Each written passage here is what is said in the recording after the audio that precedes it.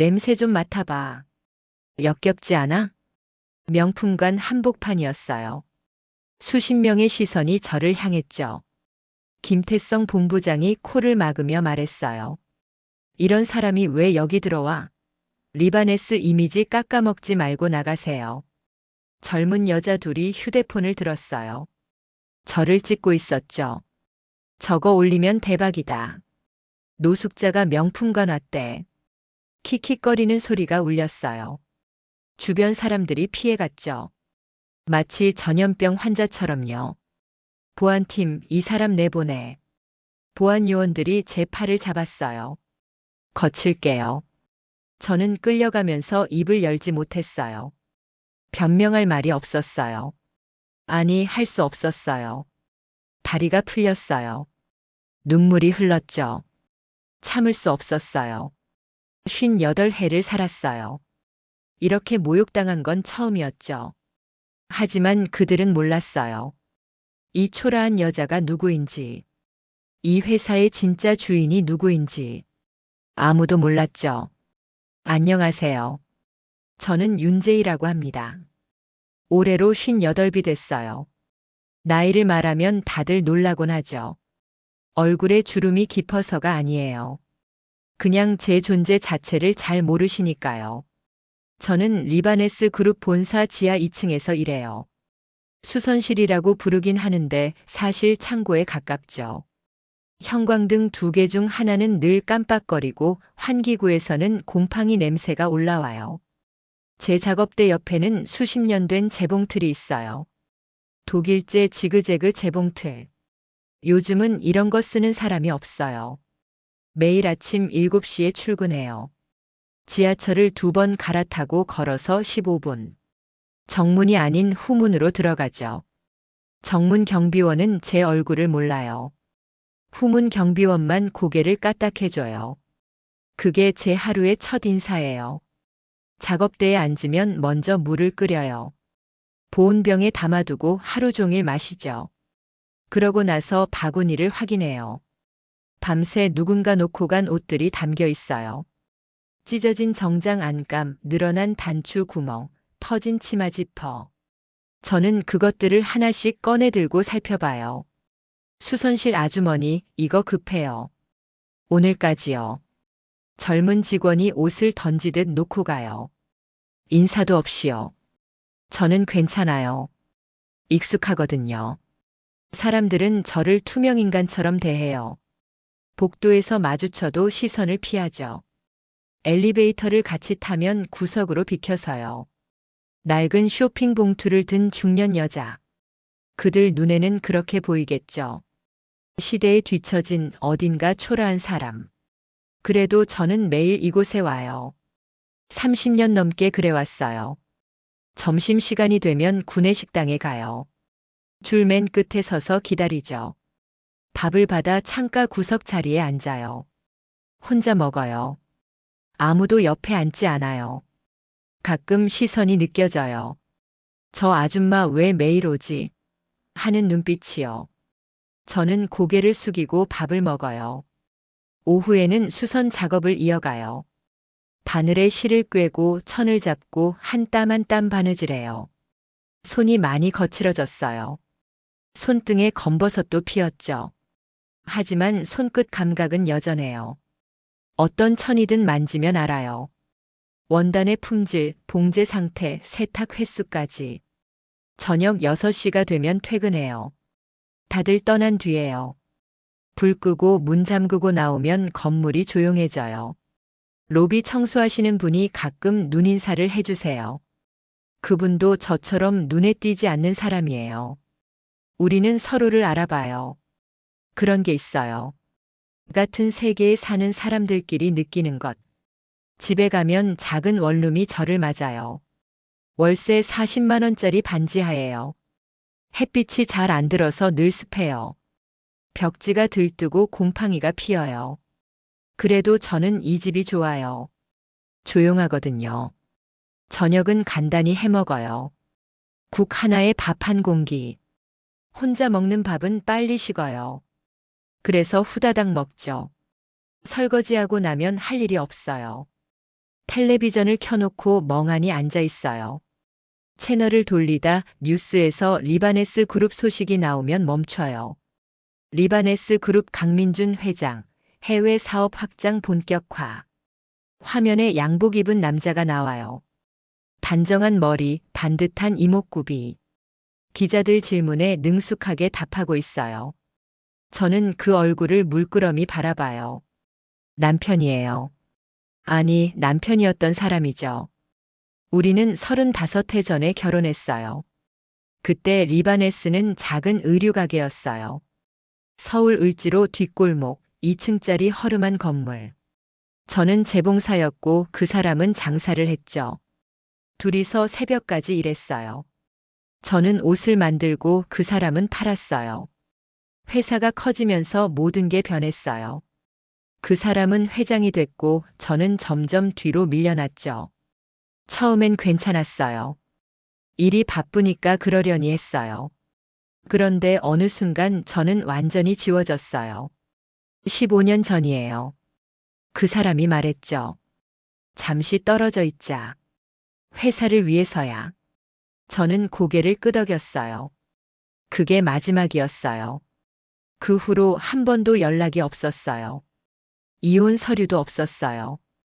그냥 저만 사라진 거죠. 하지만 저는 알아요. 아무도 모르는 사실을요.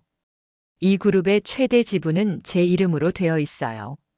35해 전 그 사람이 사업을 시작할 때 제 이름으로 등록한 거예요. 작은 가게였으니 누구도 신경 쓰지 않았죠. 그게 지금까지 그대로예요. 법적으로 저는 이 회사의 실질적 주인이에요. 왜 나서지 않느냐고요? 나설 수 없어요. 아니, 나서고 싶지 않아요. 아직은요. 저는 이곳에서 사람들을 지켜보고 있어요. 누가 진심으로 일하는지, 누가 거짓을 말하는지. 얼굴을 보면 알아요. 말투를 들으면 느껴요. 30년 넘게 바느질하며 살았어요. 사람도 옷과 같아요. 겉만 보면 몰라요. 안감을 봐야 진짜가 보이죠. 오늘도 퇴근길에 로비를 지나왔어요. 그때 누군가와 눈이 마주쳤어요. 신입사원 같았어요. 20대 후반쯤 됐을까요? 단정한 셔츠에 허름한 시계. 다른 직원들과 달리 비싼 것을 걸치지 않았어요. 그가 저를 보고 고개를 숙여 인사했어요. 작게요. 하지만 분명히요. 저는 멈칫했어요. 여기서 저에게 인사하는 사람은 거의 없거든요. 그의 눈빛이 이상했어요. 어딘가 낯익은 느낌이었죠. 무심한 듯 하면서도 날카로운. 마치 저를 알아보는 것 같았어요. 아니겠죠. 저는 그냥 수선실 아주머니일 뿐인데. 집에 돌아와 서랍을 열었어요. 낡은 봉투가 하나 있어요. 35년 전 서류들이 들어있죠. 누렇게 변색된 종이. 거기에 제 이름이 적혀 있어요. 윤재희. 이 회사의 첫 번째 이름이에요. 오늘따라 가슴이 이상하게 뛰어요. 아무 일도 없었는데요. 그저 낯선 사람이 인사했을 뿐인데요. 창밖을 봤어요. 비가 내리기 시작했어요. 반지하 창으로 빗물이 흘러내려요. 저는 그걸 바라보며 생각했어요. 언젠가는 말해야 해요. 제가 누구인지. 하지만 오늘은 아니에요. 아직 준비가 안 됐어요. 그래서 저는 내일도 지하 2층으로 출근할 거예요. 낡은 쇼핑 봉투를 들고. 아무도 쳐다보지 않는 수선실로요. 이건 제 이야기의 시작이에요. 토요일 아침이었어요. 드물게 쉬는 날이었죠. 저는 반지하 창문으로 들어오는 희미한 햇살을 받으며 빨래를 널고 있었어요. 낡은 빨래 건조대가 삐걱거렸죠. 이것도 10년은 된 것 같아요. 바꿔야지 하면서도 계속 쓰고 있어요. 아직 쓸만하니까요. 휴대폰이 울렸어요. 화면에 로아라는 이름이 떴죠. 로아는 제 딸이에요. 올해 31가 됐어요. 대학병원 외과의사로 일하고 있죠. 레지던트 시절부터 거의 집에 못 들어왔어요. 지금은 한 달에 한 번 얼굴 보기도 힘들어요. 전화도 자주 못해요. 바쁘니까요. 이해해요. 그래서 로아가 먼저 전화한다는 건 뭔가 일이 있다는 뜻이에요. 엄마, 나 오늘 시간 돼요? 목소리가 평소와 달랐어요. 긴장한 것 같기도 하고 설레는 것 같기도 했죠.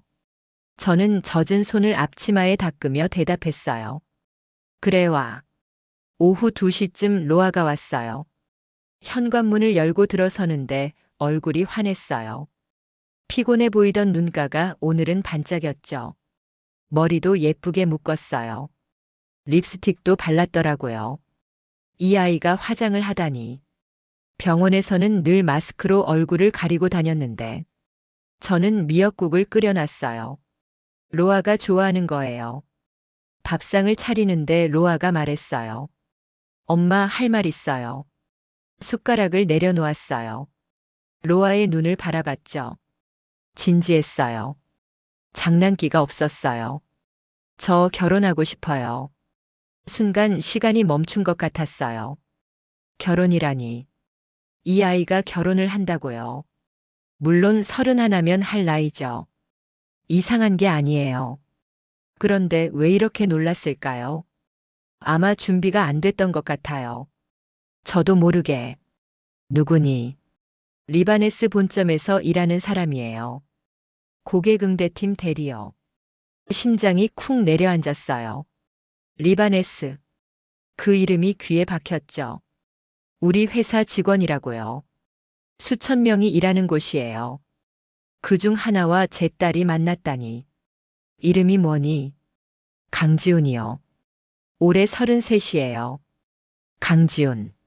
낯선 이름이었어요. 고객응대팀이면 본사가 아니라 매장 쪽이에요. 저와 마주칠 일은 없겠죠. 그래도 마음이 복잡했어요.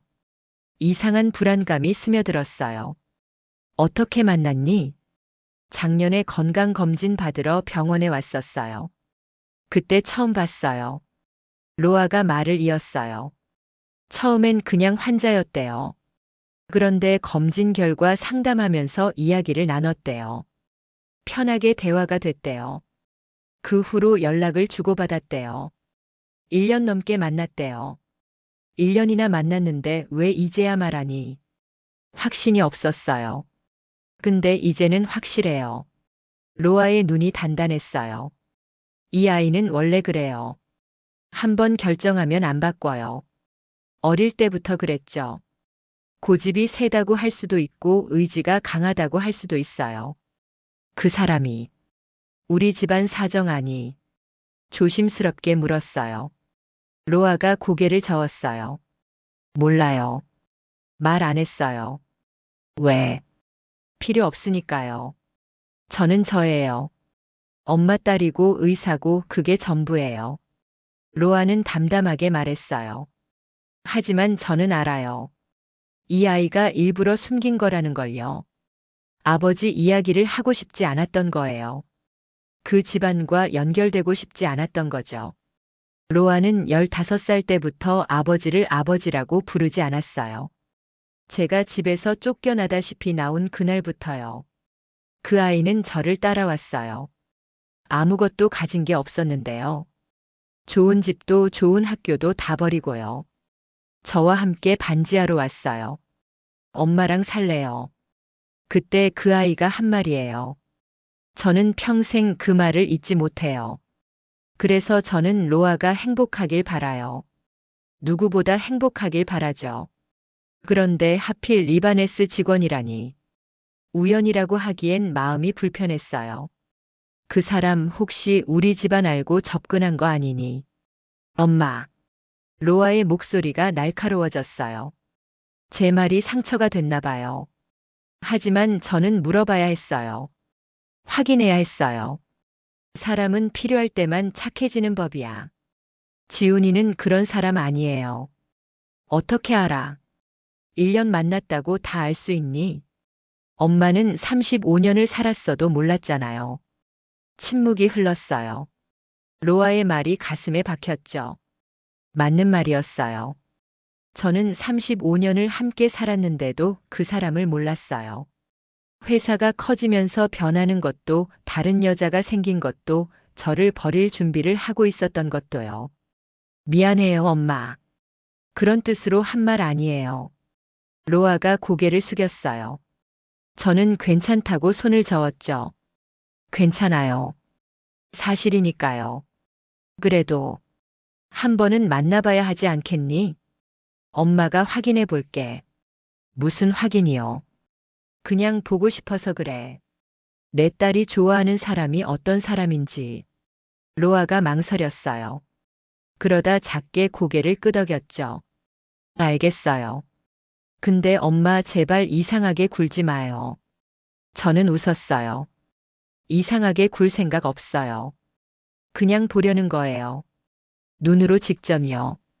로아가 돌아간 뒤 저는 오래 앉아 있었어요. 식탁 위에 식은 미역국이 있었죠. 밖이 어두워지고 있었어요. 창밖으로 가로등 불빛이 들어왔어요. 휴대폰을 꺼냈어요. 회사 내부 시스템에 접속했죠. 저는 수선실 직원이지만 시스템 접근 권한이 있어요. 아무도 모르지만요. 오래전에 만들어둔 계정이에요. 비상용으로요. 검색창에 이름을 입력했어요. 강지훈. 프로필이 떴어요. 사진 속 남자는 단정했어요. 짧은 머리, 온화한 눈매. 이력을 봤죠. 서울 출신 4년제 대학 졸업, 입사 5년 차. 고객응대팀 대리. 인사평가는 늘 상위권이었어요. 고객 민원 처리 실적이 좋았죠. 성실하다는 평가가 많았어요. 평범했어요. 너무 평범했죠. 의심할 구석이 없었어요. 그런데 이상했어요. 뭔가 걸렸어요. 설명할 수 없는 느낌이었죠. 저는 그의 사진을 다시 봤어요. 어디서 본 얼굴 같았어요. 낯익은 느낌. 기억을 더듬어 봤죠. 언제였을까? 어디서였을까? 그때 떠올랐어요. 며칠 전 로비에서요. 퇴근길에 저에게 인사했던 그 청년. 다른 직원들은 저를 무시하는데 혼자 고개 숙여 인사했던 사람. 그 사람이었어요. 강지훈. 심장이 빠르게 뛰었어요. 우연이라고요? 그가 저를 알아봤다고요? 그럴 리 없어요. 저는 그냥 수선실 아주머니인데요. 아무도 제가 누군지 몰라요. 그런데 왜 하필 그가 저에게 인사를 했을까요? 왜 하필 그가 제 딸과 결혼하겠다고 할까요? 손이 떨렸어요. 휴대폰을 내려놓았죠. 방 안이 어두웠어요. 불을 켜지 않았거든요. 그림자 속에 혼자 앉아 있었어요. 이건 우연이 아닌 것 같아요. 누군가 저를 알고 있는 것 같아요.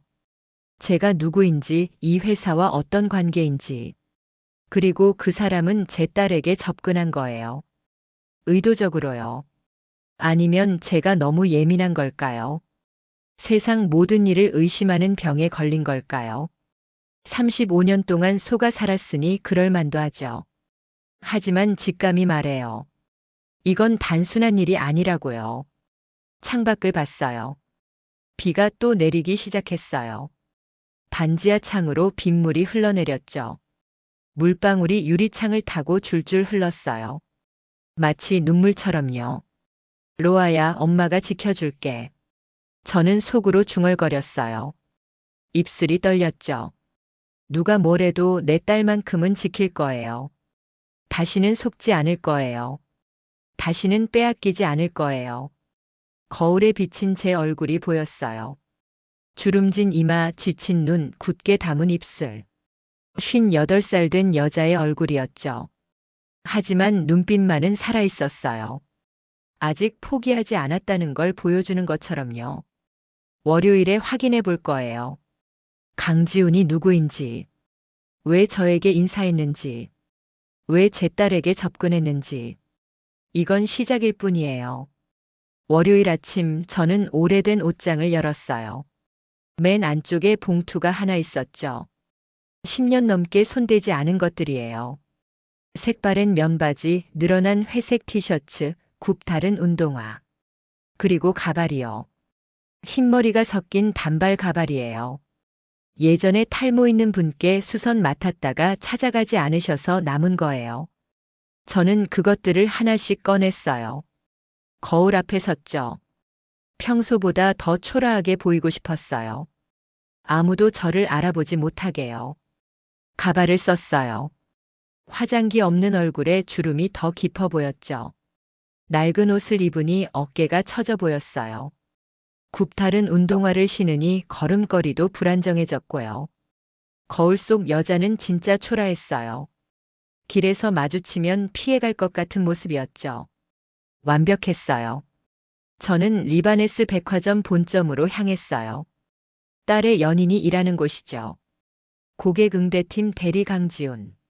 저는 그가 어떤 사람인지 직접 보고 싶었어요. 말이 아니라 행동으로요. 사람은 약자 앞에서 본성을 드러내거든요. 백화점 정문으로 들어갔어요. 회전문이 돌아가고 차가운 에어컨 바람이 불어왔죠. 대리석 바닥이 반들거렸어요. 샹들리에가 천장에서 빛났고요. 화려했어요. 눈이 부실 정도로요. 저는 천천히 걸었어요. 1층 화장품 매장을 지나갔죠. 직원들이 저를 힐끗 봤어요. 시선이 차가웠어요. 눈썹을 찌푸리는 사람도 있었죠. 저는 못 본 척하고 지나갔어요. 향수 매장 앞에서 멈췄어요. 유리 진열장 안에 작은 병들이 놓여 있었죠. 예쁜 색깔들이었어요. 저도 모르게 손을 뻗었어요. 진열장을 만지려는 게 아니었어요. 그냥 가까이 보고 싶었을 뿐이에요. 그때 누군가 다가왔어요. 손님. 젊은 여직원이었어요. 하이힐을 신고 단정한 유니폼을 입었죠. 이름표에 박서연이라고 적혀 있었어요. 그녀의 눈빛이 위아래로 저를 훑었죠. 여긴 VIP 구역이라서요. 이용이 어려우세요. 목소리가 정중했지만 차가웠어요. 웃고 있었지만 눈은 웃지 않았죠. 저는 고개를 들어 그녀를 봤어요. 구경만 하면 안 될까요? 죄송해요. 다른 분들께 불편을 드릴 수 있어서요. 다른 분들이라니. 저 때문에 불편하다는 거죠. 제 행색이 눈에 거슬린다는 뜻이에요. 저는 아무 말 없이 돌아섰어요. 그녀가 뒤에서 동료에게 속삭이는 소리가 들렸죠. 저런 복장은 CCTV에 계속 잡히면 민원 들어온다니까. 빨리 내보내야 해. 가슴이 서늘해졌어요. 하지만 화가 나진 않았어요. 예상했던 일이니까요. 이 세상이 그래요. 겉모습으로 사람을 판단하죠. 늘 그래왔어요. 2층으로 올라갔어요. 에스컬레이터를 타는데 뒤에서 누군가 킥킥거렸어요. 젊은 커플이었죠. 제 뒷모습을 보고 웃는 것 같았어요. 저는 앞만 봤어요. 2층은 여성복 매장이었어요. 마네킹들이 예쁜 옷을 입고 서 있었죠. 저는 천천히 걸으며 둘러봤어요. 직원들이 저를 경계하는 게 느껴졌어요. 시선이 따라붙었죠. 마치 도둑을 감시하듯이요. 한 직원이 무전기로 뭔가 말했어요. 소리가 작아서 못 들었지만 제 이야기인 게 분명했죠. 곧 보안 요원이 올라올 것 같았어요. 그때였어요. 발이 미끄러졌어요. 바닥에 물기가 있었나 봐요. 청소한 지 얼마 안 됐던 모양이죠. 저는 중심을 잃고 휘청거렸어요. 손을 뻗었지만 잡을 데가 없었죠. 넘어질 것 같았어요. 누군가 제 팔을 잡았어요. 손님 괜찮으세요? 고개를 들었어요. 젊은 남자였어요. 단정한 셔츠에 이름표를 달고 있었죠. 강지훈 대리. 그였어요. 제 딸의 연인. 며칠 전 로비에서 저에게 인사했던 그 사람. 바닥이 미끄러워요. 위험하니까 잠깐 손잡고 계세요. 그가 제 손을 잡아줬어요. 차갑지 않았어요. 따뜻했죠. 저는 그의 얼굴을 올려다봤어요. 온화한 눈매였어요. 웃고 있었죠. 진짜 웃음이었어요. 눈이 함께 웃고 있었거든요. 저쪽에 의자가 있어요. 앉아서 쉬실래요? 저는 고개를 저었어요. 괜찮다고 했죠. 그가 제 손을 놓았어요. 그리고 허리를 숙여 인사했어요. 조심해서 다니세요, 손님. 그 순간 날카로운 목소리가 들렸어요. 강대리. 뒤에서 누군가 다가왔어요. 중년 남자였죠. 정장을 말끔하게 차려입었어요. 이름표에 김태성 본부장이라고 적혀 있었어요. 그의 눈빛이 차가웠죠. 지훈을 노려보고 있었어요. 지금 뭐 하는 거야? 손님이 미끄러지셔서요. 도와드렸습니다. 손님? 김 본부장이 저를 봤어요. 위아래로 훑었죠. 입꼬리가 비틀렸어요. 경멸하는 표정이었어요. 이게 손님으로 보여. VIP 공간에서 노숙자 상대로 친절질이야? 지훈의 얼굴이 굳었어요. 하지만 목소리는 차분했죠. 손님은 손님입니다. 누구든 도움이 필요하면 도와야죠. 그런 마인드로 장사가 되겠어? 징계감이야, 징계감.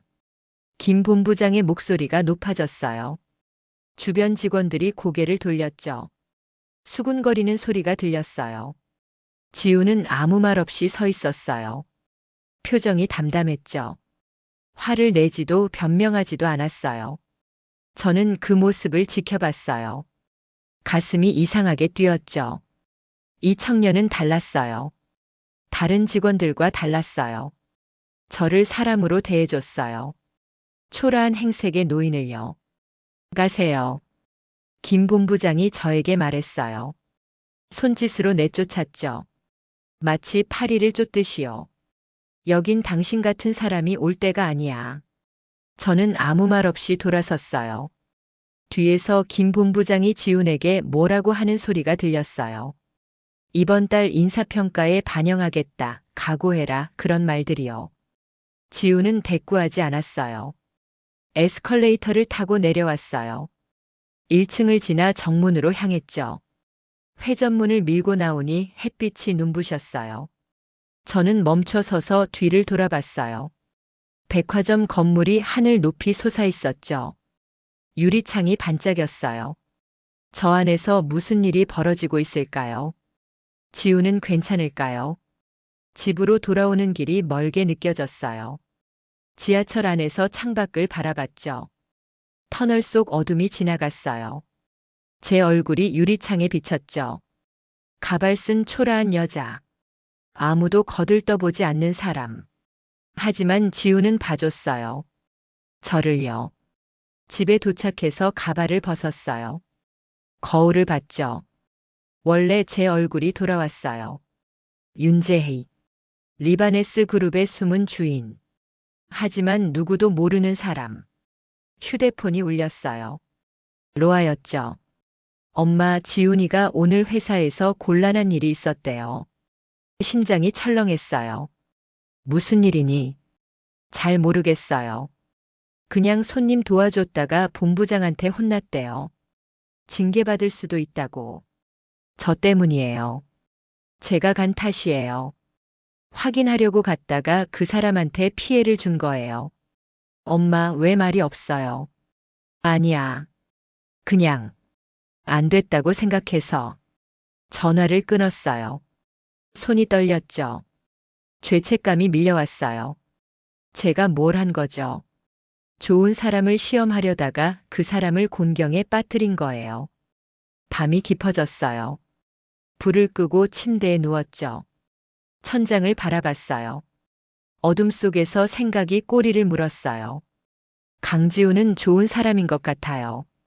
적어도 오늘 본 모습은 그랬죠. 저를 무시하지 않았어요. 도와줬어요. 그것 때문에 불이익을 받게 됐는데도요. 하지만 아직 확신할 수 없어요. 사람은 한 번 본다고 알 수 없으니까요. 35년을 살아도 모르는 게 사람이에요. 그리고 김태성 본부장. 그 사람이 마음에 걸렸어요. 차갑고 교활한 눈빛. 약자를 깔보는 태도. 저런 사람이 우리 회사에 있었군요. 저는 지하 2층 수선실에만 있어서 몰랐어요. 얼마나 많은 직원들이 저런 사람 밑에서 힘들어하고 있을까요? 얼마나 많은 손님들이 저처럼 무시당하고 있을까요? 저는 눈을 감았어요. 어둠이 저를 감쌌죠. 혼자였어요. 이 방 안에, 이 반지하 원룸에, 이 세상에. 하지만 포기하지 않을 거예요. 내일은 다르게 해볼 거예요. 어떻게든요. 이틀이 지났어요. 저는 다시 백화점을 찾았죠.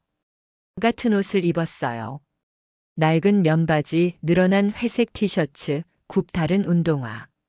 가발도 썼고요.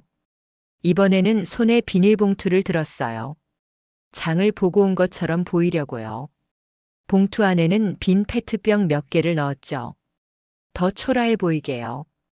왜 다시 갔냐고요? 확인하고 싶었어요. 그날 본 것이 우연이 아닌지요. 김태성 본부장이라는 사람이 정말 그런 사람인지요.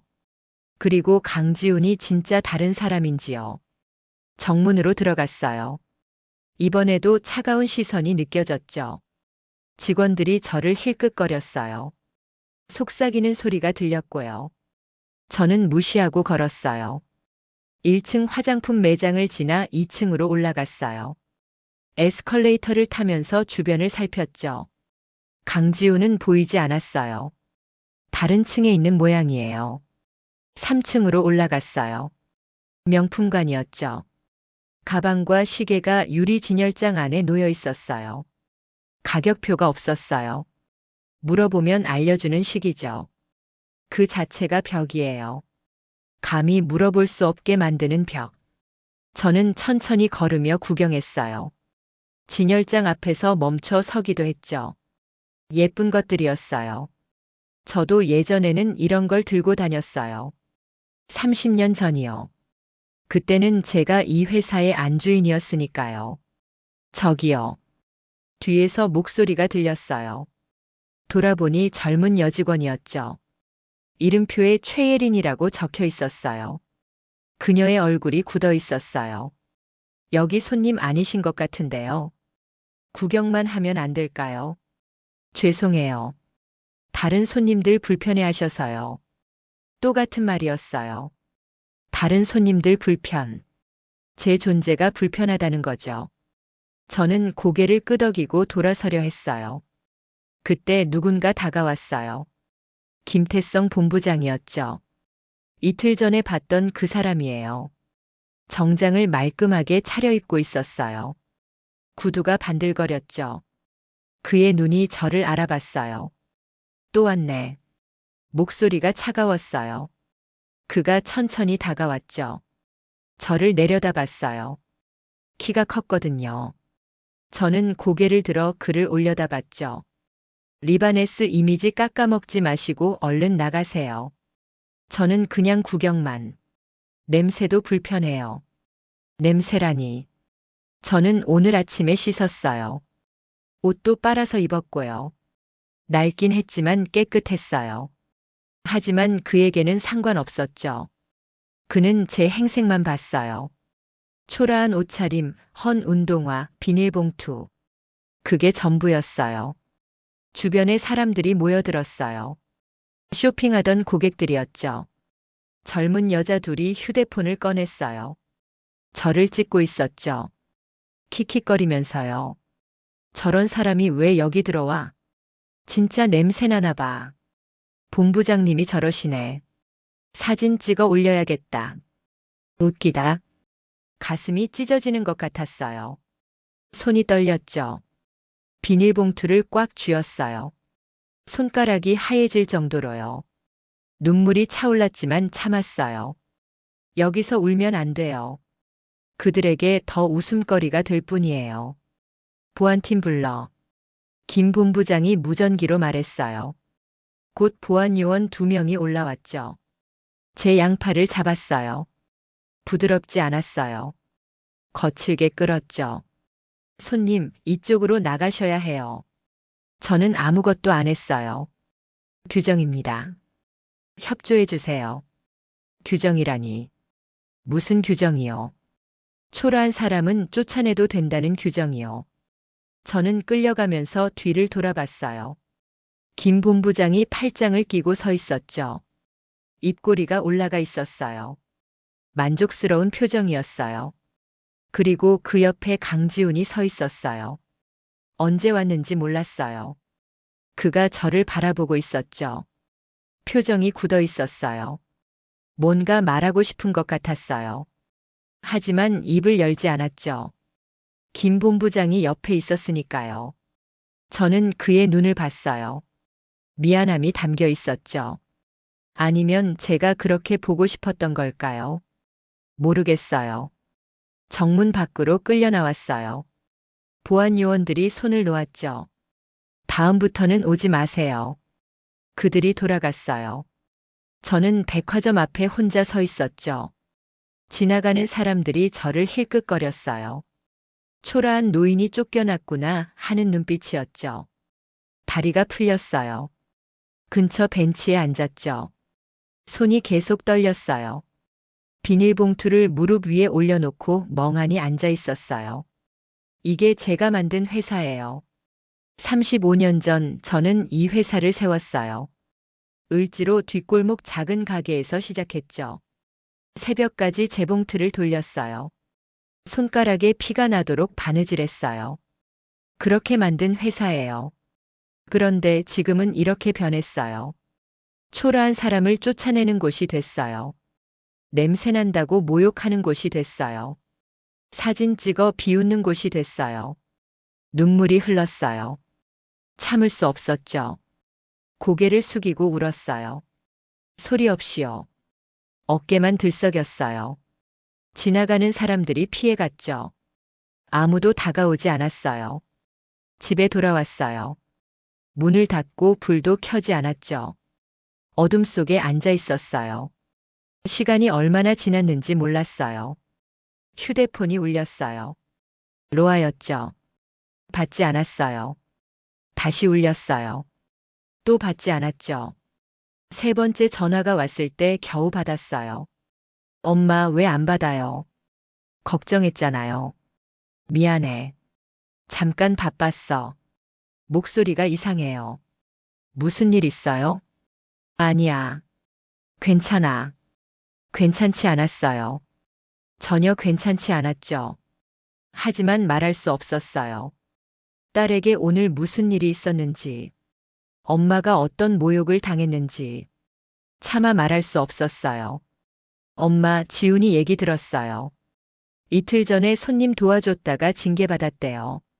심장이 쿵 내려앉았어요. 징계라니. 무슨 징계? 감봉이래요. 한 달 동안. 본부장이 인사팀에 보고했대요. 제 탓이에요. 제가 간 탓이에요. 제가 넘어질 뻔했을 때 그가 도와줬기 때문이에요. 그것 때문에 징계를 받은 거예요. 그 사람. 화내지 않던? 아니요. 오히려 괜찮다고 했대요. 당연히 해야 할 일을 했을 뿐이라고. 당연히 해야 할 일. 그 말이 가슴에 박혔어요. 그는 징계를 받으면서도 후회하지 않는 거예요. 초라한 노인을 도운 것을요. 전화를 끊고 오래 앉아 있었어요. 어둠 속에서 생각했죠. 강지훈은 어떤 사람일까요? 정말 좋은 사람일까요? 아니면 딸을 이용하려는 걸까요? 우리 집안 사정을 알고 접근한 걸까요? 모르겠어요. 아직 확신할 수 없어요. 하지만 한 가지는 알겠어요. 그가 저를 2번 도와줬다는 것. 아무런 대가 없이요. 초라한 노인이라고 무시하지 않았다는 것. 그것만은 사실이에요. 그리고 김태성 본부장. 그 사람은 확실해요. 나쁜 사람이에요. 약자를 깔보고 모욕하는 사람이에요. 저런 사람이 우리 회사에 있으면 안 돼요. 창밖을 봤어요. 달이 떠 있었죠. 반지하 창으로 보이는 작은 달이었어요. 흐릿했지만 빛나고 있었어요.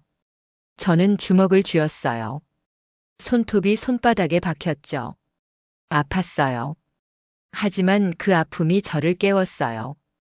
이대로는 안 돼요. 가만히 있으면 안 돼요. 숨어 있으면 안 돼요. 제가 만든 회사가 이렇게 망가지는 걸 지켜볼 수 없어요. 저는 일어났어요. 불을 켰죠. 서랍을 열었어요. 35년 된 서류가 들어있는 봉투를 꺼냈죠. 누렇게 변색된 종이들. 제 이름이 적힌 문서들. 이것이 제 무기예요. 이것이 제 힘이에요. 언젠가는 이걸 쓸 날이 올 거예요. 아직은 아니에요. 아직 준비가 안 됐어요. 하지만 그날이 오면 저는 당당하게 나설 거예요. 거울을 봤어요. 제 얼굴이 비쳤죠. 눈가에 눈물 자국이 있었어요. 주름진 얼굴, 흰 머리, 지친 표정. 하지만 눈빛이 달랐어요. 이틀 전과 달랐죠. 타오르고 있었어요. 조용히 하지만 분명하게. 다시 일어설 거예요. 반드시요. 그날 밤 저는 오래된 앨범을 꺼냈어요. 서랍 깊숙이 넣어둔 거예요. 10년 넘게 열어보지 않았죠. 먼지가 쌓여 있었어요. 손으로 털어내고 천천히 펼쳤어요. 첫 장에 사진이 있었어요. 젊은 남자와 여자가 웃고 있었죠. 작은 가게 앞이었어요. 간판에 리바네스라고 적혀 있었고요. 을지로 뒷골목 2층짜리 허름한 건물. 그게 시작이었어요. 남자는 제 남편이었어요. 강현우. 28살이었죠. 저는 24이었고요. 우리는 그해 봄에 결혼했어요. 가진 건 없었지만 꿈이 있었죠. 좋은 옷을 만들어 사람들에게 입히자. 그게 우리의 꿈이었어요. 저는 재봉사였어요. 새벽부터 밤까지 재봉틀을 돌렸죠. 손가락에 굳은 살이 박혔어요. 허리가 아파도 쉬지 않았어요. 현우 씨는 장사를 했어요. 옷을 들고 시장을 돌아다녔죠. 비 오는 날도 눈 오는 날도요. 4년이 지났어요. 가게가 조금씩 커졌죠. 직원도 2명 생겼어요. 희망이 보였어요. 이대로 가면 우리도 잘 살 수 있을 것 같았죠. 그런데 현우 씨가 쓰러졌어요. 병원에서 말했죠. 췌장암 말기라고. 손 쓸 수 없다고. 저는 믿을 수 없었어요. 어떻게 그럴 수 있어요? 32살밖에 안 됐는데. 우리 딸이 이제 막 3살인데.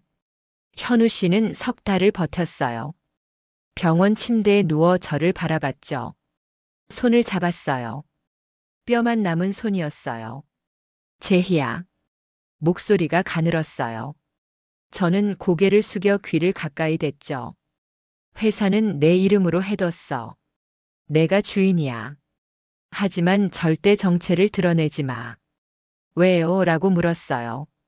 현우 씨가 희미하게 웃었죠. 사람의 진심은 힘 앞에서 드러나는 법이야. 숨어서 지켜봐. 그래야 진짜가 보여. 그게 마지막이었어요. 그날 밤 현우 씨는 눈을 감았죠. 장례를 치르고 저는 혼자가 됐어요. 3살 난 딸과 작은 회사만 남았죠. 친척들이 몰려왔어요. 회사를 넘기라고 했어요. 여자 혼자 뭘 하겠냐고요. 저는 거절했어요. 이건 현우 씨가 남긴 거예요. 지킬 거예요. 하지만 정체는 숨겼어요. 현우 씨 말대로요. 저는 회사 운영을 전문 경영인에게 맡겼어요.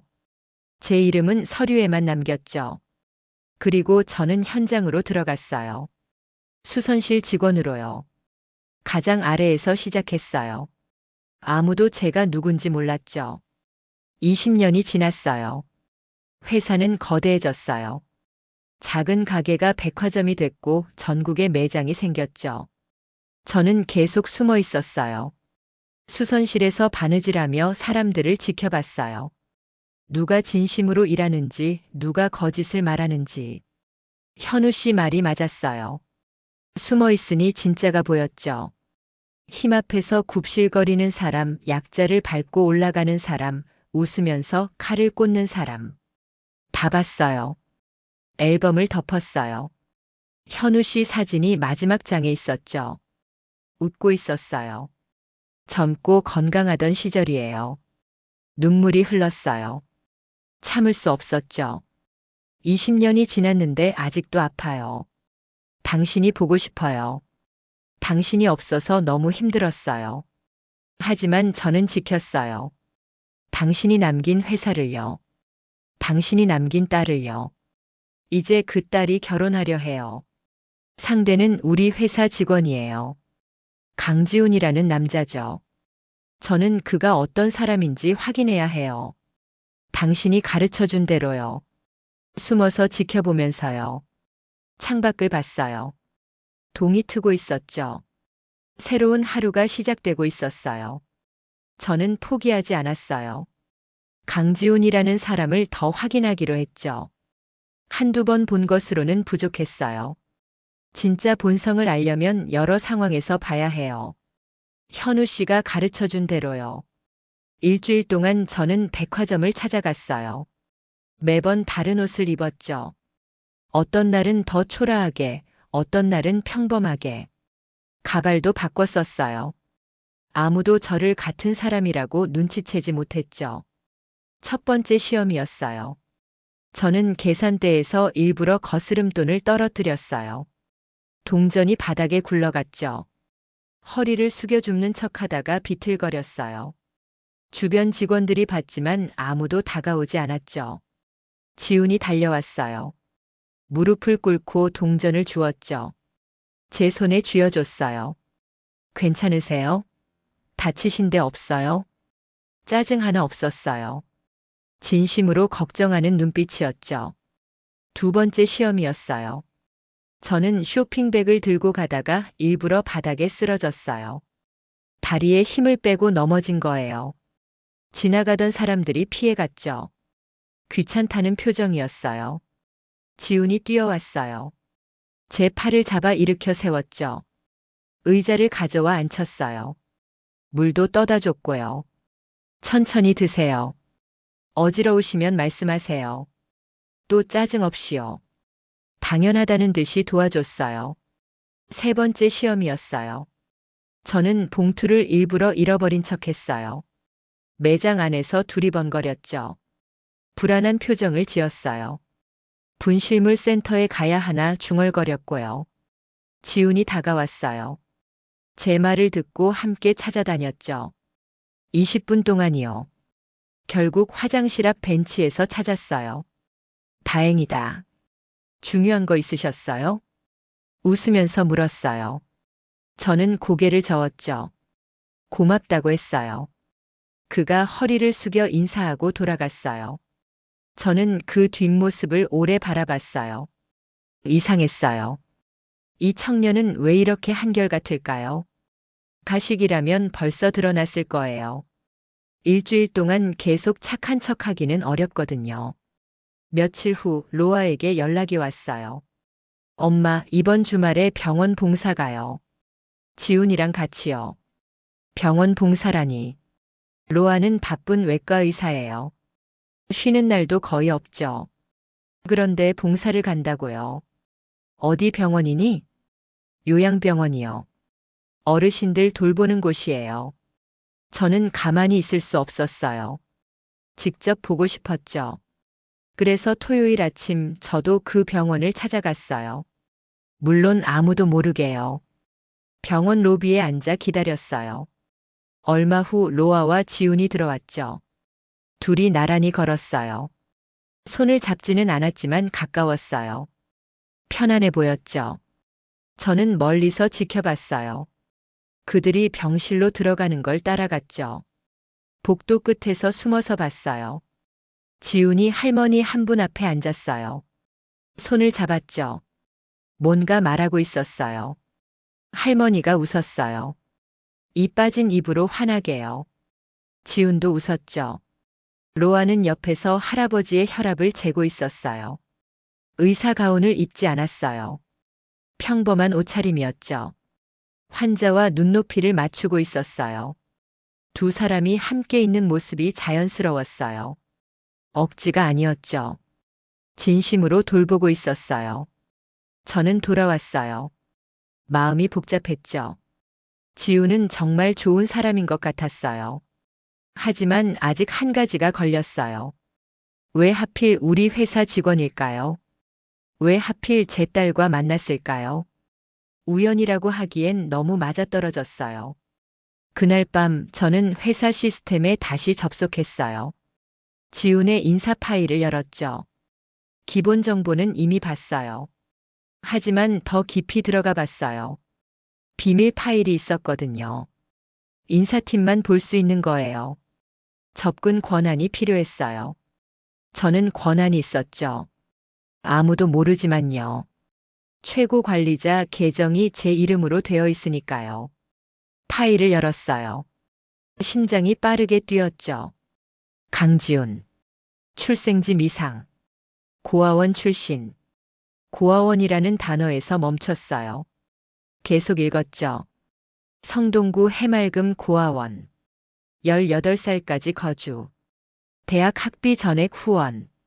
후원자 이름이 적혀 있었어요. 읽는 순간 숨이 멎었죠. 강현우. 제 남편이었어요.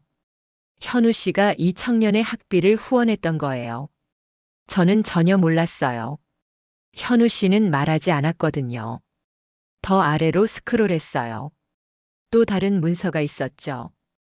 20년 전 날짜였어요. 현우 씨가 죽기 한 달 전이에요. 후계자 후보 검토 보고서. 떨리는 손으로 열었어요. 첫 줄을 읽었죠. 강지훈 당시 13세. 학업 성적 우수. 리더십 잠재력 높음. 장기적 후계자 후보로 검토 요망. 세상이 빙글 돌았어요. 의자를 붙잡았죠. 숨을 깊이 들이쉬었어요. 지훈은 현우 씨가 점찍 어둔 사람이었어요. 13살 때부터요. 현우 씨는 이 아이를 지켜보고 있었던 거예요. 회사를 맡길 사람으로요. 그러면 지훈은 저를 알고 있었던 건가요? 파일을 더 찾아봤어요. 지훈의 자기소개서가 있었죠. 입사할 때 쓴 거예요. 마지막 문장을 읽었어요. 저는 은인의 유지를 잇고 싶습니다. 그분이 세운 회사에서 일하며 보답하고 싶습니다. 은인. 현우 씨를 말하는 거예요. 지훈은 처음부터 알고 있었어요. 이 회사가 누구 거인지, 현우 씨가 누구인지, 그리고 저도요. 저를 알고 있었던 거예요. 머리가 하얘졌어요. 손이 떨렸죠. 이게 무슨 일이에요? 저는 지훈을 시험하고 있다고 생각했어요. 제가 관찰하고 판단하는 줄 알았죠. 하지만 반대였어요. 지훈이 저를 지켜보고 있었던 거예요. 처음부터요. 현우 씨의 아내인 저를. 이 회사의 진짜 주인인 저를. 그럼 로아와의 만남도요? 우연이 아니었던 건가요? 아니에요. 그건 모르겠어요. 아직 확인하지 못했어요. 하지만 한 가지는 분명해요. 제가 오히려 시험받고 있었던 거예요. 창밖을 봤어요. 어둠이 깊었죠. 가로등 불빛만 희미하게 들어왔어요. 저는 오래 앉아 있었어요. 생각이 꼬리를 물었죠. 현우 씨, 당신은 알고 있었나요? 이 청년이 언젠가 우리 앞에 나타날 거라는 걸요? 대답은 없었어요. 당연하죠. 현우 씨는 20년 전에 떠났으니까요. 하지만 이상하게 따뜻했어요. 현우 씨가 남긴 사람이 제 곁에 있다는 게요. 우연이든 아니든요. 내일 지훈을 만나야겠어요. 직접요. 숨지 않고요. 이제 제가 먼저 다가갈 차례예요. 다음 날 저녁 저는 지훈을 만나기로 했어요. 로아에게 연락했죠. 3시 저녁 먹자고요. 로아가 좋아했어요. 엄마가 드디어 지훈을 제대로 만나주려 한다고 생각한 것 같아요. 약속 장소는 조용한 한식당이었어요. 로아가 예약했죠. 저는 평소와 다르게 옷을 차려입었어요. 낡은 옷이 아니라 깨끗한 블라우스를 입었죠. 머리도 빗었어요. 오랜만이었어요. 거울을 봤어요. 58살 여자가 서 있었죠. 주름이 있었지만 눈빛은 살아있었어요. 오늘은 숨지 않을 거예요. 처음으로요. 식당에 도착하니 둘이 먼저 와 있었어요. 로아가 손을 흔들었죠. 지훈이 자리에서 일어났어요. 허리를 깊이 숙여 인사했죠. 안녕하세요, 어머님. 어머님이라는 말이 어색했어요. 저는 고개를 끄덕이고 앉았죠. 음식을 시켰어요. 대화가 시작됐죠. 로아가 분위기를 띄우려고 애썼어요. 병원 이야기, 날씨 이야기, 이런저런 이야기요. 지우는 조용히 듣고 있었어요. 가끔 웃으며 대답했죠. 저는 그를 지켜봤어요. 지난밤 알게 된 사실이 머릿속을 맴돌았죠. 고아원 출신, 현우 씨의 후원, 후계자 후보. 모든 게 뒤엉켜 있었어요. 식사가 끝날 무렵 로아가 자리를 떴어요. 화장실에 간다고요. 아마 일부러 자리를 비워준 것 같아요. 눈치 빠른 아이니까요. 둘만 남았어요. 침묵이 흘렀죠. 지훈이 먼저 입을 열었어요. 알고 계시죠? 목소리가 낮았어요. 하지만 떨리지 않았죠. 단단했어요. 무엇을요? 제가 누구인지요. 저는 그의 눈을 바라봤어요. 그도 저를 바라봤죠. 피하지 않았어요. 똑바로요. 인사 파일을 보셨을 거예요. 권한이 있으시니까요. 심장이 쿵 뛰었어요. 그는 알고 있었어요. 제가 시스템에 접근한 걸요. 아니, 그보다 더요. 제가 누구인지 처음부터 알고 있었던 거예요. 언제부터 알았어요? 입사하기 전부터요. 숨이 멎는 것 같았어요. 그가 말을 이었죠. 회장님의 남편분. 강현우 사장님. 그분이 저를 키워주셨어요. 지훈의 목소리가 조금 떨렸어요. 처음 보는 모습이었죠. 늘 차분하던 그가요. 고아원에서 저를 두 번째 아들이라고 부르셨어요. 한 달에 한 번씩 오셔서 저와 이야기하셨죠. 공부는 잘하고 있냐, 밥은 잘 먹고 있냐, 꿈이 뭐냐. 그런 것들이요. 저는 몰랐어요. 현우 씨가 그렇게 했다는 걸요. 한 번도 말해주지 않았거든요. 사장님이 돌아가시기 전에 편지를 남기셨어요. 저한테요. 편지라니. 저도 못 받은 편지를요. 뭐라고 적혀 있었어요. 지훈이 잠시 멈췄어요. 눈이 붉어졌죠. 하지만 울지 않았어요. 꾹 참았어요. 언젠가 내 아내를 만나게 될 거다. 그때 내가 어떤 사람이 됐는지 보여줘라. 그게 나한테 보답하는 거다. 그렇게 적혀 있었어요. 가슴이 터질 것 같았어요. 현우 씨, 당신은 이걸 계획했던 거예요. 20년 전부터요. 저는 그 약속을 지키고 싶었어요.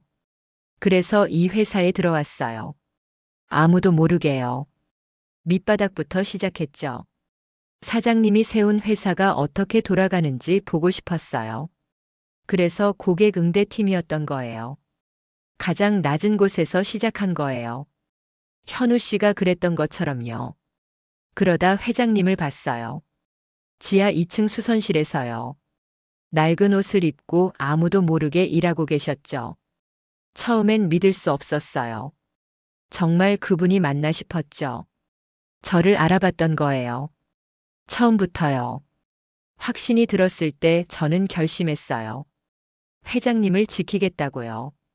사장님이 남기신 분이니까요. 제가 할 수 있는 건 그것뿐이었어요. 지훈의 손이 테이블 위에 놓여 있었어요. 떨리고 있었죠. 저는 그 손을 바라봤어요. 로아는요. 로아 씨는 우연이었어요. 그가 작게 웃었어요. 쓸쓸한 웃음이었죠. 건강검진 받으러 갔다가 만났어요. 그때는 회장님 딸인 줄 몰랐어요. 나중에 알았죠. 알고 나서 멀어지려고 했어요. 이용하는 것처럼 보일까 봐요. 그래서 1년 동안 말하지 않았던 거예요. 로아에게도 저에게도요. 그런데 못하겠더라고요. 로아 씨를 좋아하게 됐어요. 진심으로요. 회장님 딸이라서가 아니라 그냥 그 사람이라서요. 지훈이 고개를 숙였어요. 목소리가 갈라졌죠. 죄송해요. 숨긴 게 많아서요. 하지만 거짓말은 안 했어요. 한 번도요. 저는 오래 침묵했어요. 머릿속이 복잡했죠. 20년 동안 저는 사람들을 시험해 왔어요. 숨어서 지켜보며 진심을 확인했죠. 그게 현우 씨가 가르쳐 준 방법이었어요. 그런데 지훈도 같은 걸 하고 있었던 거예요. 저를 지켜보면서요. 제가 어떤 사람인지 확인하면서요. 저는 시험하는 줄 알았어요. 하지만 저도 시험받고 있었던 거예요. 눈물이 흘렀어요. 참을 수 없었죠. 20년 동안 혼자였어요. 누구에게도 정체를 말하지 못했어요. 외로웠어요. 너무 외로웠죠. 그런데 누군가 저를 알고 있었어요. 지켜보고 있었어요. 현우 씨가 보낸 사람이요. 고마워요. 겨우 그 말을 했어요. 목소리가 떨렸죠. 숨겨서 미안해요. 저도요. 지훈이 고개를 들었어요. 눈이 젖어 있었죠. 하지만 웃고 있었어요. 선생님이든 회장이든 저는 항상 같은 마음이에요. 로아 씨를 사랑해요. 하지만 그보다 먼저 이 회사를 사랑하게 해주신 분이 사장님이셨어요. 그리고 그분이 남기신 분이 회장님이시고요. 저는 그의 손을 잡았어요. 따뜻했어요. 현우 씨 손과 비슷했죠. 크고 단단한 손이요. 로아가 돌아왔어요. 우리가 손을 잡고 있는 걸 봤죠. 눈이 커졌어요. 엄마 울었어요? 저는 웃었어요. 고개를 끄덕였죠. 기뻐서 그래. 로아가 우리를 번갈아 봤어요. 무슨 일인지 모르겠다는 표정이었죠. 괜찮아요. 나중에 다 말해줄 거예요. 지금은 이 순간이 좋았어요. 식당을 나왔어요. 밤 공기가 차가웠죠. 하지만 마음은 따뜻했어요. 20년 만에 처음으로요. 걸으면서 생각했어요. 현우 씨, 당신이 보낸 사람이 왔어요. 약속대로요. 저를 찾아왔어요. 이제 저도 숨지 않을 거예요. 더 이상은요. 로아와 지훈이 앞서 걸었어요. 나란히요. 저는 뒤에서 그 모습을 바라봤죠. 젊은 두 사람이 함께 걷고 있었어요. 미래가 보이는 것 같았어요.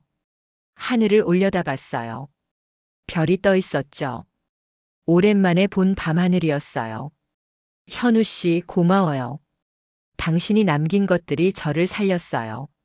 한 달이 지났어요. 오늘은 리바네스 그룹 창립 35주년 기념식이었어요. 본사 대강당에 1000명이 넘는 직원들이 모였죠. 기자들도 왔어요. 카메라 플래시가 터지고 있었어요. 저는 무대 뒤에서 기다렸어요. 심장이 빠르게 뛰었죠. 손이 떨렸어요. 20년 동안 숨어 살았어요. 오늘 처음으로 세상 앞에 서는 거예요. 로아가 옆에 있었어요. 제 손을 잡았죠. 괜찮아요, 엄마. 할 수 있어요. 저는 고개를 끄덕였어요. 깊이 숨을 들이쉬었죠. 사회자가 제 이름을 불렀어요. 무대 위로 올라갔어요. 조명이 눈부셨죠. 1000개의 시선이 저를 향했어요. 마이크 앞에 섰어요. 객석을 바라봤죠. 김태성 본부장이 앞줄에 앉아 있었어요. 얼굴이 굳어 있었죠. 그가 누굴 모욕했는지 이제 알게 될 거예요. 안녕하세요. 목소리가 떨렸어요. 하지만 멈추지 않았죠. 저는 리바네스의 주인 윤재희입니다. 웅성거림이 퍼졌어요. 직원들이 서로 얼굴을 봤죠. 수선실 아주머니가 회장이라고요? 믿을 수 없다는 표정이었어요. 저는 20년 동안 이 회사에서 숨어 일했습니다. 지하 2층 수선실에서요. 여러분 중 저를 기억하는 분도 있을 거예요. 침묵이 흘렀어요. 모두가 숨을 죽였죠. 왜 숨었느냐고요? 사람의 진심을 보고 싶었어요. 힘 앞에서가 아니라 약한 순간에 드러나는 진심이요. 김 본부장의 얼굴이 창백해졌어요. 손이 떨리는 게 보였죠. 저는 이 회사에서 모욕을 당했습니다. 냄새난다는 말을 들었어요. 쫓겨났죠. 사진을 찍혀 비웃음을 당했어요. 객석이 술렁였어요. 기자들이 펜을 움직였죠. 하지만 저를 도와준 사람도 있었습니다. 아무런 대가 없이요. 초라한 노인이라고 무시하지 않고 손을 잡아준 사람이요. 지훈을 바라봤어요. 그가 객석 중간에 앉아 있었죠. 눈이 마주쳤어요. 그가 작게 고개를 끄덕였어요. 오늘 발표합니다. 강지훈 대리를 고객 서비스 혁신팀 팀장으로 승진시킵니다. 박수가 터졌어요. 지훈이 일어났죠. 허리를 숙여 인사했어요. 겸손한 모습이었어요. 그리고 하나 더요. 저는 웃었어요. 오랜만에 진심으로요. 강지훈 팀장은 제 딸 율로아와 결혼합니다. 객석이 다시 술렁였어요. 로아가 무대 옆에서 손을 흔들었죠. 얼굴이 빨개져 있었어요. 기념식이 끝났어요. 사람들이 저에게 다가왔죠. 축하한다고 몰라봬서 죄송하다고. 저는 모두에게 고개를 끄덕였어요. 김 본부장은 도망치듯 빠져나갔어요. 곧 인사조치가 있을 거예요. 저는 그를 용서하지 않을 거예요. 하지만 복수하지도 않을 거예요. 그냥 제자리를 찾아주는 거예요. 저녁이 됐어요. 집으로 돌아왔죠. 반지하 원룸이 아니에요. 로아가 마련해준 작은 아파트예요. 햇빛이 잘 들어요. 곰팡이 냄새도 없죠. 창가에 섰어요. 도시의 불빛이 보였죠. 35년 전 을지로 뒷골목에서 시작했어요. 지금은 여기까지 왔죠. 현우 씨 사진을 꺼냈어요. 오래된 사진이에요. 젊고 웃고 있는 얼굴이죠. 당신 말이 맞았어요. 혼잣말을 했어요. 목소리가 떨렸죠. 사람의 진심은 힘이 아닌 약한 순간에 드러나네요. 눈물이 흘렀어요. 하지만 슬프지 않았어요. 따뜻했죠.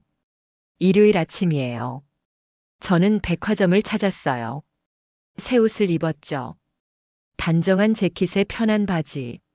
손에는 새 쇼핑백을 들었어요. 낡은 비닐봉투는 버렸거든요. 정문으로 들어갔어요. 직원들이 저를 알아봤죠. 허리를 숙여 인사했어요.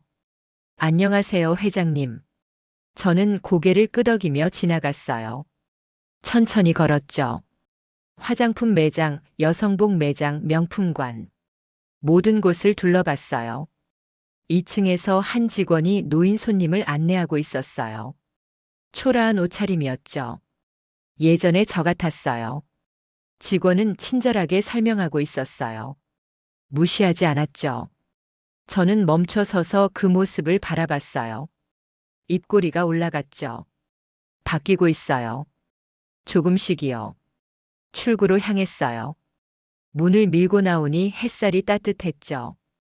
하늘이 맑았어요. 로아와 지훈이 기다리고 있었어요. 셋이 함께 걸었죠. 공원으로 향했어요. 벤치에 앉았죠. 아이스크림을 먹었어요. 웃었어요. 저는 생각했어요. 이 사람은 어떤 사람일까?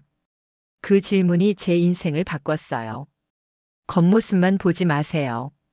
안을 봐야 해요. 약한 순간에 어떻게 행동하는지, 아무도 안 볼 때 어떤 선택을 하는지. 그게 진짜 그 사람이에요. 저는 이제 숨지 않아요. 당당하게 살 거예요. 남은 날들을요. 로아가 제 손을 잡았어요. 지훈이 옆에서 웃었죠. 따뜻했어요. 오랜만에요. 아니, 어쩌면 처음으로요. 그럼 오늘 이야기는 여기까지입니다. 당신이 지금 힘든 순간에 있다면 이 이야기가 작은 위로가 되었으면 좋겠습니다. 영상을 시청해주신 모든 분들 진심으로 감사드립니다. 저는 AI 나레이션 이시연이었습니다. 구독과 좋아요, 알림 설정 부탁드립니다. 감사합니다.